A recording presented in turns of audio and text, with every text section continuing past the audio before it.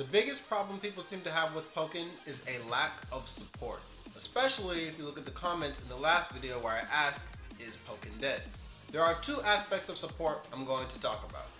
Number one is DLC, downloadable content, and number two is tournament support, specifically the Pokken Championship Series.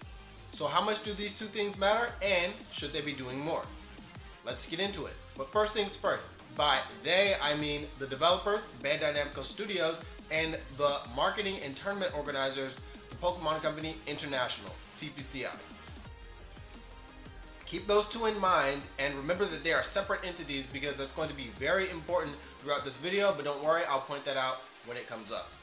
So number one, DLC, this is from the developers, Bandai Namco. Pokkén Tournament DX came out in September of 2017, and since then it has only had two DLCs. Wave 1, which had Aegislash and the supports Rayquaza and Mimikyu, and Wave 2, which had Blastoise and the supports Mew and Celebi. So how important is this?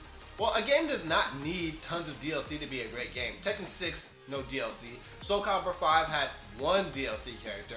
Both of these games from Bandai Namco. The problem is, over time, people's attention span has gotten extremely short, and they have shiny object syndrome.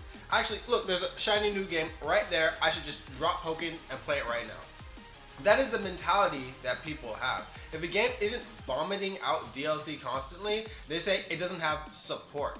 But consider, what if the developers had a vision for a game, they went beyond that, created a second version of the game, added two DLC characters, and finally they say, hey, we've achieved our vision of a masterpiece of a game, and we hope you enjoy it.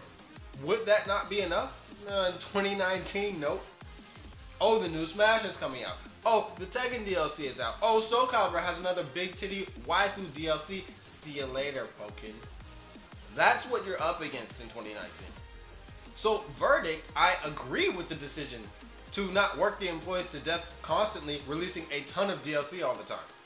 But DLC creates the perception that a game is being supported and that it's alive. And it keeps people's attention. And let's keep it real. I'm gonna have to keep on bringing you up, but both my channel and Dual Death Lucario's channel benefited from the DLC. He has several Aegislash and Blastoise videos that he put out the day those characters came out, and they got tens of thousands and sometimes even over 100,000 views. My views and subscriber count didn't go up as much, but they did definitely spike when those two characters came out. So the proof is there, it gets people's attention. This leads to number two, tournament support. Now, I do believe that TPCI messed up here, but not in the way you probably think. So, to be specific, the Pokémon Company International is a division of the Pokémon Company, and they market the brand outside of Japan.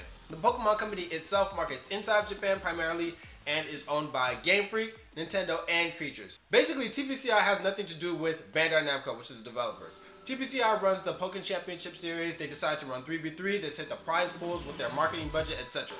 But back to TPCI's tournament support. People keep saying they need to run more tournaments and they need bigger prize pools. But I think these same people forget what happened when they tried that. Pokken Championship Series 2016 had 6 Worlds qualifiers and a Last Chance qualifier in the United States alone. This is not even including all the tournaments that were in other countries. I can actually just link a list of all the events. And the prizes were huge. At Seattle, I got $1,000 and a flight and a hotel to Worlds for getting second place. Like, where do you get that kind of money in any other fighting game tournament? NEC 17, fourth place, $0. Fourth place at Seattle, $600. On the spot too. They got me a check on the spot.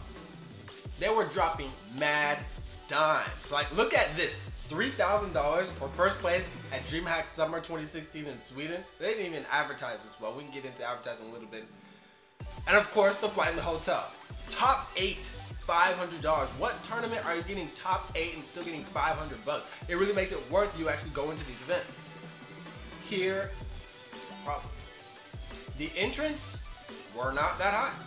DreamHack Summer, 48 entrants. St. Louis Showdown, 32 entrants. It actually might have been 34, but this is the bracket I have. So think about that. 32 entrants, and literally a fourth of them get paid at least $250. That is a $5,000 prize pool total for a 32-player tournament. And a lot of these events weren't even streamed, so they were just like throwing $5,000 into like a corner. Nobody heard about it or knew about it. More into marketing later, of course. So clearly, despite them hyping up the game on PokkénTournament.com and occasionally on the main website, which I'll get to, having pre-release tournaments, which I actually went to one of those, and putting all this money into the events, people just were not showing up in the numbers that they hoped for. So you can't really blame them for basically gutting the Pokken Championship Series. There is one qualifier in the United States now, there's one in Europe, and one that happened last month in Australia that got 25 entrants, as I mentioned in the last video. And 25 really just doesn't justify that giant prize pool. So those were the two types of support people keep talking about, DLC and tournament support. I don't actually think that Bandai Namco or TPCI messed up on either of those. What they really messed up was actually marketing the competitive aspect of the game. And this is actually directly connected to DLC and tournaments, and you guys are gonna like this part. What TPCI doesn't really understand, and you can see this the way they handle the VGC circuit pretty clearly, promoting tournaments and promoting DLC seem very different, but they're actually the exact same thing. Tournament circuits, or Pro Tours, exist primarily to sell DLC. Yeah, they're gonna sell some copies of the game and get some new players to play, but look at a bunch of other tournament circuits. Street Fighter V, Capcom Pro Tour, Tekken 7, Tekken World Tour, StarCraft 2 World Championship Series. During major events on these tours, Capcom Cup, Evo Japan, Tekken World Tour Finals, leading up to the Intel Extreme Masters, they announced new DLC content.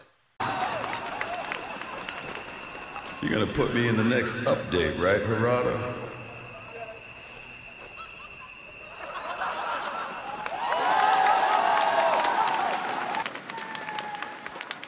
はい、というわけでニーガンがジュリアと同じく2月 And that's not a coincidence when they announce this stuff. DLC capitalizes on people who keep playing the game years after the game has been released.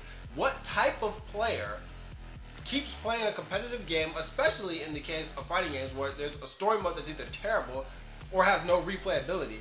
What type of player keeps on playing a competitive game years after it's been released? Tournament players. When you're promoting your tournament circuit, your goal should be to put on a big spectacle, which is basically a glorified advertising campaign. You don't announce DLC characters on Pokemon Direct. Are you crazy? The people that watch Pokemon Direct want Pokemon RPG news. All the casual Pokemon fans that bought Pokken stopped playing a long time ago because it has the worst story mode I've ever played in my entire life, and there's nothing to do or collect in the game except play other people online, and that's not what they're interested in. So your new demographic for DLC is tournament players and those competitive players that play ranked all day, and let me tell you, there are a lot of those. You know how the Pokken main Discord has a ton of people that rarely want to play games or go to events, but they like to bring up that World's Grand Finals from 2018 that got 2 million views because it did well in the YouTube algorithm? Well, how about while you're streaming that event and you have all those people watching right after the match, that's when you go, hey guys, Blastoise is coming out. Crowd's like, oh, when is it available? Right now. Everybody's doing backflips and stuff in the venue, you know what I'm saying? And that's not all. I'm about to blow your mind with how other companies promote their game, their DLC, and their tournaments. StarCraft 2, real-time strategy game from Blizzard. When you launch the Battle.net launcher to play StarCraft, it has panels showing things like what tournaments are happening live, what content creators are streaming the game currently. That is insane. Podcasts about the game, talk shows about the game. You open the game and there's all this news, and it's awesome. You go on the official StarCraft website and there are all these resources and links to content creators who have made guides for their game so that new players can learn. You go on their site, it links to like In Control or Day 9 or any Winter StarCraft, people that have been dedicating their time and effort into helping new players get into the game is promoted right there. Now, as for Pokken, TPCI should be tweeting about it. It should be on the main page of Pokemon.com a lot. They should put the winners finals, losers finals, grand finals of their major tournaments on YouTube. Do I think TPCI is going to support content creators? Hell no.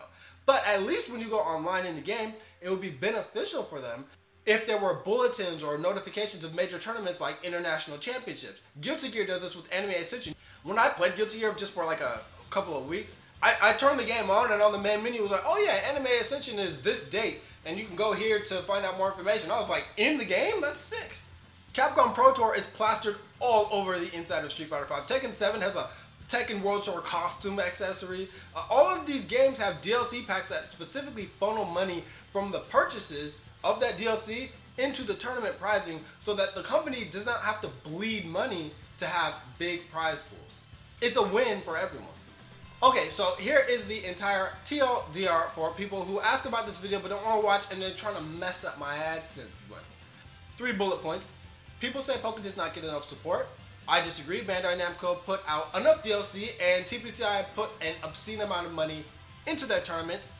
The real problem is the way their tournaments and DLC are marketed. They're not promoted nearly enough, and I think TPCI not using the World Championships to announce and release their DLC content and not pushing their official events on Twitter and in-game really hinders their reach. Thanks for watching my clickbait title video. They seem to be the only things you guys actually watch these days, even though I have all this amazing, helpful content like Pokken Basics, but it be like that. Peace. Home or at the room or at the living room. Kage.